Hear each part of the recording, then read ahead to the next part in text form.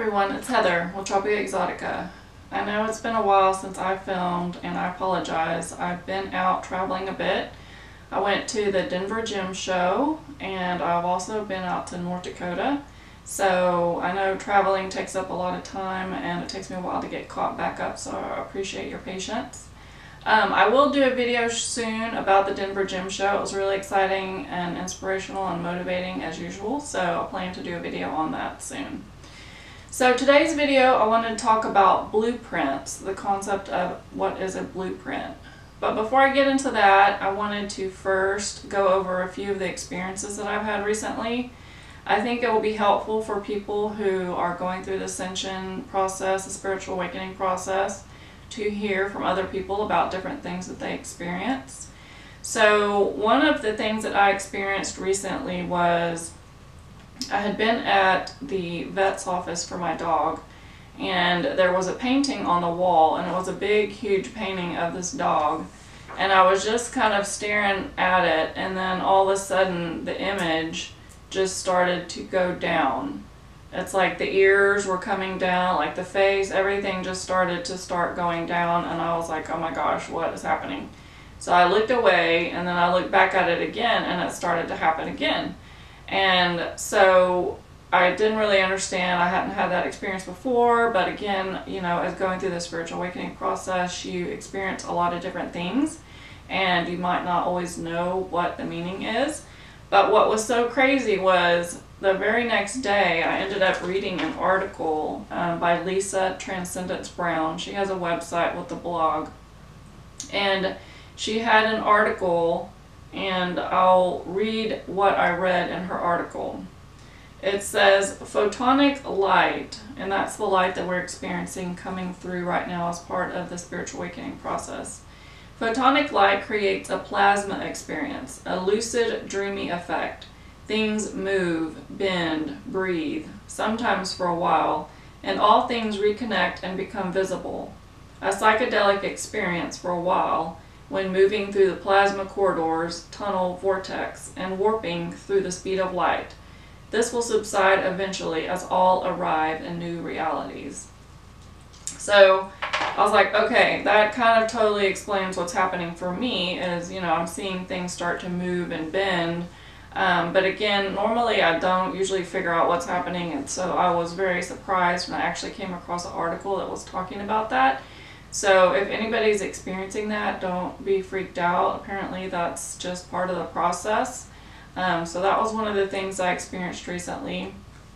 Another thing I experienced that I thought I would share was I had gone into an office supply place to buy some paper and pens and stuff, and so as I was checking out, a lot of these places have reward type systems, so you enter in your phone number into their system. So I entered in my phone number and then my name will show up, and so the person checking me out said to me, "So Heather, are you here to change the world?" And I just kind of stepped back. I was like, okay, I don't know what this is about. But then I think he said to me something like, I just get a feeling from people, or something to that effect. So anyway, it was just one of those experiences where, you know, it's not like somebody saying, hey, how are you doing? Talking about the weather. It was actually a very profound statement. Now, I don't know that I'm necessarily out to change the world, but what I think that you should pay attention to when you come across people or things in your experience is you're getting messages from the universe all the time. It can be through other people, it can be through numbers, it can be through signs, feathers, all sorts of different ways in which you're being communicated to along the spiritual journey process. So I just wanted to share that experience, that was something that really stood out to me, that, you know, it was, you know, something that I was really excited about. I thought that was really cool to have that experience with somebody. And then another thing that happened to me recently, and I've talked about this experience before in some of my spiritual awakening videos, is as I was going to sleep, and this just happened a few days ago, as I was going to sleep, I all of a sudden had this blinding flash of light, white light, And I've had this experience a few times before, and it happened after my Kundalini activation, so I know that it's related to the spiritual awakening process. From what I've understood, that has been a third eye activation is what I've gathered. But this one was a little different experience. Normally what happens is this bright white blinding light, but this one actually almost looked like a white curtain, and it was like almost like a poster board type white color, and I heard a noise, and the best way I can describe it is like kind of like, you know, just kind of like, I don't even know how to describe it, but it was kind of like even. And then because it's so shocking and startling when it happens, because I'm trying to go to sleep, so my eyes are closed, and then you have this blinding white flash of light. So my heart will start beating fast. And, you know, I was sitting here trying to think, you know, I was like, okay, what could have triggered this? Because I don't really know. I mean, I know in the past it's been like, okay, after Kundalini activation, this is kind of, you know, one of the things that happens. But I hadn't really been doing anything out of the ordinary spiritual practice-wise that I could think of that would have caused this. And so the only thing that I could think of was I had read an article by Anna Merkaba, and she had an image on her article, and it said that it was an activation of some sort, and she said if you look at it, there will be an activation. So I don't know if that's what triggered that experience or not, but a lot of times when you come across articles from other people, they will tell you that they have encoded the words with this light encoding, and I'm not exactly sure 100% how that works, but they will tell you a lot of times that that's been light encoded to assist you. And so that was one experience. I don't know if other people have experienced that, but if you do, don't freak out, because that is part of the spiritual awakening process. At least it has been for me. Okay, so I wanted to get into the concept of the blueprint. So a blueprint is one of the terms that you will hear once you start going through this spiritual awakening process. And a blueprint can be basically looked at as your plan or your map for your experiences here on Earth. And so these can include different lessons that you're going to learn. It can include different relationships from your parents to your siblings to your children to significant others, partners, etc. And so before you awaken spiritually, your perspective is like, oh, you know, you just got dealt this shitty hand, you know, you were born into a dysfunctional family, or maybe you have a crappy relationship with your spouse or your partner, but actually you chose those relationships. And so one of the cool things about waking up spiritually is that you can step back and start to view things a little bit differently. And so you kind of are almost become an observer, and you start looking at things and looking at the dynamic, and then maybe you can start to see the perspective of what was the lesson that I was trying to learn. And so the end result ends up being that you become more empowered. You're no longer a victim at that point. You don't operate from a place of knee-jerk reaction. You start to look at things more from a place of compassion and understanding. And so what ends up happening, from what I understand, is before you incarnated here, you met with your spirit guides and other souls, and you made agreements for these key experiences that you would have. And so a lot of times what I've understood is that a lot of these relationships that we've had with other people are ones that we've had incarnations through many, many times. And so maybe this time you have a daughter, but in the previous lifetimes your daughter was your mother. So I think, you know, we kind of keep on going through these different lifetimes with a lot of the same people over and over again. And so when we come here to Earth, we obviously come here with a veil of amnesia. We don't remember any of this stuff. We don't remember our plan.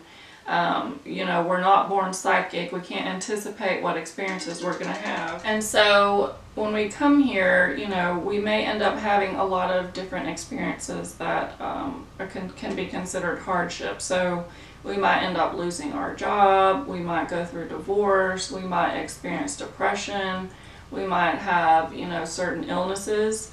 And so the thing you have to understand is, even though we may have become spiritually awake during our life, and we might understand that this perspective, that these are things we created, when we're deep in these experiences, they can be very painful, and we're not going to be looking at things from this perspective.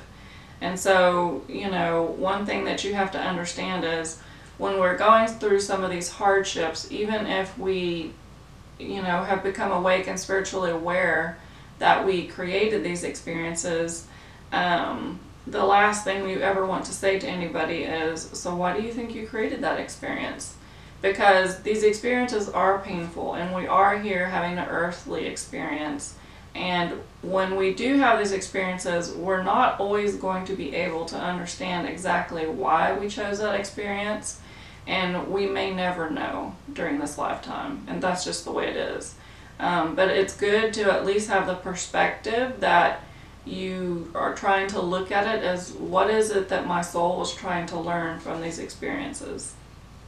And so one perspective that I heard that I thought I'd share that was kind of interesting, it's kind of a radical idea, but the concept of, if your soul came to learn about the experience of forgiveness. So one example that I've heard about is the concept of, like, somebody who's been murdered. So the person that murders and the person that was the murderer, the person that murders and the person that was murdered, they came in with a soul agreement, and along with other people in their soul groups, their family members, to learn the concept of forgiveness. Now, my intention in stating that is not to, you know, belittle or demean anybody's personal experience, because I can't even begin to fathom what that concept must be like. But I've actually seen it recently, a very profound experience of somebody forgiving another person. And so I think it's exciting to think about as a concept of, you know, being able to forgive somebody at that level, what kind of soul growth that would take and would be for somebody to experience that. But some of the other lessons that we may come to experience are, maybe we want to learn more about courage or strength, or unconditional love, or trust.